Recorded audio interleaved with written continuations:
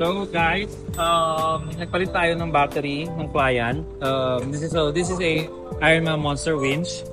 So right now we're gonna plug its wireless na connectivity so that nakakonect yung remote sa winch mismo. Ito, there's an in and out. Ayan.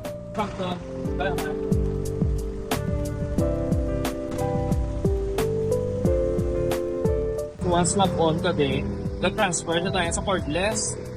Okay. So, either padala kong transmitter, after niya na lang balik, kasi gamang ko naman ka. Either ang transmitter ang problema, or the remote itself. So, subong, okay na ng function, using ko na natin.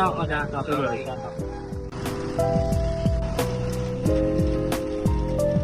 So guys, naka built-in winch chaser sa stock bumper.